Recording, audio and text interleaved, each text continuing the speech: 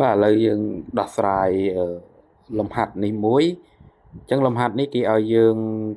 កំណត់សីតុណ្ហភាពរបស់ឧស្ម័នអុកស៊ីសែនបាទដើម្បីឲ្យល្បឿនប្រសិទ្ធរបស់ឧស្ម័នអុកស៊ីសែននឹងស្មើនឹងល្បឿនប្រសិទ្ធរបស់ឧស្ម័នបាទអ៊ីដ្រូសែននៅសីតុណ្ហភាព0អញ្ចឹងតើយើងកំណត់សីតុណ្ហភាពរបស់ឧស្ម័នអុកស៊ីសែននឹងបានយ៉ាងដូចម្ដេចបាទអញ្ចឹងមុនគេគឺយើងសិក្សាល្បឿនប្រសិទ្ធណាចំពោះឧស្ម័នអុកស៊ីសែនសិនតើល្បឿនប្រសិទ្ធរបស់ឧស្ម័នអុកស៊ីសែនហ្នឹងគឺមានរូបមន្តបែបម៉េចបាទអញ្ចឹងរូបមន្តរបស់វាគឺ VAMS របស់អុកស៊ីសែនបាទគឺស្មើនឹងឫសនៃ 3RT របស់អុកស៊ីសែនចែកឲ្យ MOD បាទនឹងស្មីការទី1ចឹងទៅបន្តមកទៀតគឺយើងបាទសិក្សាចំពោះឧស្ម័នអ៊ីដ្រូសែនវិញម្ដងអញ្ចឹង VAMS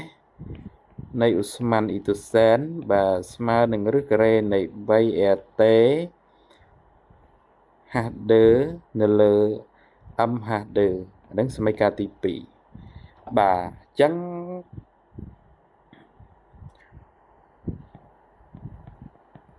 តាមបំរាប់យើងឃើញថា V AMS របស់អុកស៊ីសែនគឺស្មើនឹង V AMS របស់អ៊ីដ្រូសែនអញ្ចឹងបើ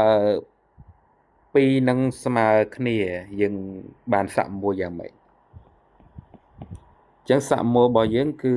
ឫសនៃ 3RT OD នៅលើ MOD ស្មើនឹងឫសនៃ 3RT HD នៅលើ MHD អញ្ចឹងយើងអាចសម្រួលបាទយើងអាចសម្រួលឫសការ៉េចោលអស់ហើយនឹងសម្រួល 3R ចោលទៀតអញ្ចឹងបាទជាលទ្ធផលចុងក្រោយរបស់យើងគឺយើងទទួលបានបាទ TOD នៅលើ MOD ស្មើនឹង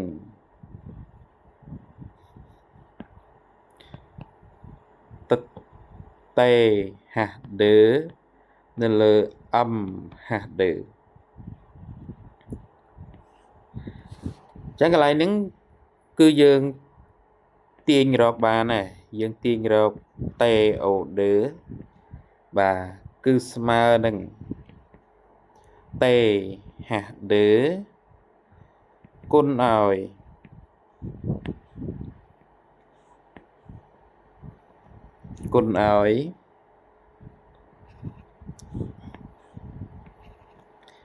MOD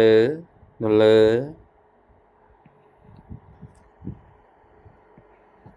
MHD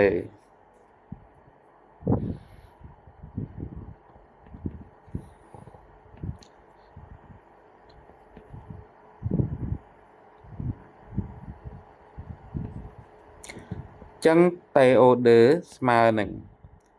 THD របស់យើងគឺបាទដោយសារ0អង្សាសេអញ្ចឹង0ធ្វើបូក273បាទកាលណាយើងអត់បូកទេគណនាទៅឃើញ0ហើយបាទហើយម៉ាស់ម៉ូរបស់អុកស៊ីសែនគឺ32ម៉ាស់ម៉ូរបស់អ៊ីដ្រូសែនគឺ2បាទអញ្ចឹងយើងគណនាទៅយើងឃើញបាទ